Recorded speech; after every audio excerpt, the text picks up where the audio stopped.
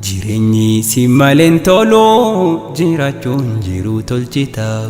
Rakkoo gaarii hin baadhanne dhaala keef jecha baadhata. Obsinuu osoo dubbate obsa kee dinqisiifata. Rakkoo naaf mudatte harme garaan kiyya yoom daagata. Obsinuu osoo dubbate obsa kee dinqisiifata. Rakkoo naaf mudatte harme garaan kiyya yoom daagata. Jireenyi si maleen tolu jiraachuun jiru tolchita. Rakkoo gaarii hin baadhanne dhaala keef jecha baadhata. Obsinuu osoo dubbate obsa kee dinqisiifata. Rakkoo naaf mudatte harme garaan kiyya yoom daagata. Obsinuu osoo dubbate obsa kee dinqisiifata. Rakkoo naaf mudatte harme garaan kiyya yoom daagata. Bismillaahi bantuu dura maqaa rabbii kiyyaa durse. Rahmaanur Rahiim yaa mootii jabaa moo'aan si faarse. Rabbi uumaa hunda uume bifa sammaatu badhaase. Sadarkaa isaanii hundaa'u tokko yoom tokko caalchise. Diimaa fi gurraachaaf adiis isa tokkoomsutti labse. Akka huumaa cinaan qabne Rabbi toohida qabsiise. Haqa haadha akka gunu Rabbi qoosuma barsiise. Tanaafin halkanii guyyaa maqaa keeyamee si faarse. Tanaafin halkanii guyyaa maqaa keeyamee si faarse. Nagayaaf rahmatan buusaa nabi koo caalaa khalqiidhaaf. Imaama jirurraa barree deemsa keenya nu tolchuudhaan. Kabajaa isaa nu banne nu barsiise bardursuudhaan. Haqa waa hundaa nu hime hammaatii abbaa fi haadha. Duree keenya nuuf hidhannoo kan isaa mormu duwwaadha. Hordoftoonni isaa baay'ata dabalaa deema guyyaadha. Nutis hoggayyuu dubbanna salawaatan dabaluudhaan. Jireenyi si maleen tolu jiraachuun jiru tolchita. Rakkoo gaarii hin baadhanne dhaala keef jecha baadhata. Obsinuu osoo dubbate obsa kee dinqisiifata. Rakkoo naaf mudatte harme garaan kiyya yoom daagata. Obsinuu osoo dubbate obsa kee dinqisiifata. Rakkoo naaf mudatte harme garaan kiyya yoom daagata. Haqa nama jabaan himaa gaaddisa nama hundaati. Nama dhaabaa fi qabeenyaan sin jibbiine umrii teeti.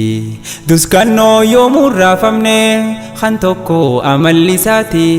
Kan qalbiin teenya hubeetu dubbannaan hojii kaaseeti. Agartuu teenya qarayyoo haadha dubbachuun fadheeti.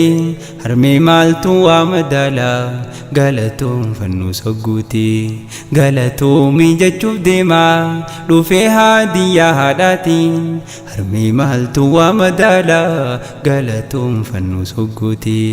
Galatoomii jechuun deema dhufee haadiyyaa haadhaatiin. Haadhatoo gachana jiroo yaa firaasha ijoollummaa. Harmeetoo sinna gaaddisa hamtuu naati sitee maamaa. Gachanaa taate harmeetoo balaa hundaaf waardiyyummaa. Na nyaachiftee yoo beeloytees naaf jecha bifti keedhume. Naaf yaaddaa anaaf cinqamtaa yoo nan xiqqollee rakkame.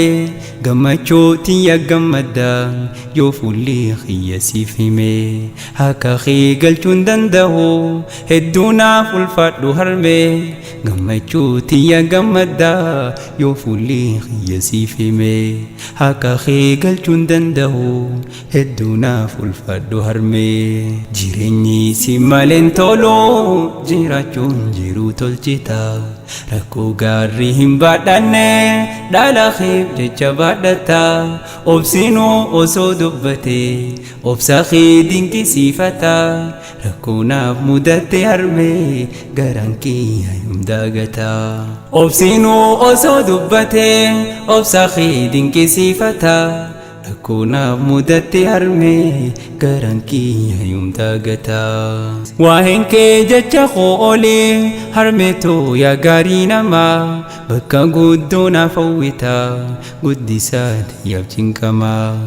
Bakka naan jiraachuu qabu somaatu turee tilmaamaa akkanaan diin rabbii baruuf maamisii yaade ganamaan. Hiriyaa hamtuu baqadhu hin saahibin nama hamaa jechuudhaan khayriin adhaamaa naaf jiraadhu yaa ummaa. Jechuudhaan khayriin adhaamtaa naaf jiraadhu yaa ummaa. Jireenyi si maleen tolu jiraachuun jiru tolchita rakkoo gaarii hin baadhanne dhaala keef jecha baadhata.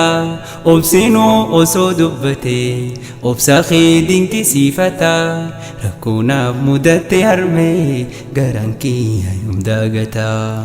Obsinuu osoo dubbate obsa kee dinqisiifata rakkonaaf mudatte harmee garan kiyya yoom dagataa. Hamtuun narraas hin arkini argi waan si gammachiisa umrii dheertuu naaf jiraadhu saduutoo arki waan dansaa. Ilmaan keetii arki naaf jiraadhu balloo keessa dhukkuba si naaf halagu waan qaamaa keesi irrisa. Jireenyi si maleen tolu jiraachuun jiru tolchita rakkoo gaarii hin baadhanne dhaala keef jecha baadhata. Obsinuu osoo dubbate obsa kee dinqisiifata rakkonaaf mudatte harmee garan kiyya yoom dagataa. Obsinuu osoo dubbate obsa kee dinqisiifata rakkonaaf mudatte harmee garan kiyya yoom dagataa. Jireenyi si maleen tolu jiraachuun jiru tolchita rakkoo gaarii hin baadhanne dhaala keef jecha baadhata. Obsinuu osoo dubbate obsa kee dinqisiifata rakkonaaf mudatte harmee garan kiyya yoom dagataa. Obsinuu osoo dubbate obsa kee dinqisiifata rakkonaaf mudatte harmee garan kiyya yoom dagataa.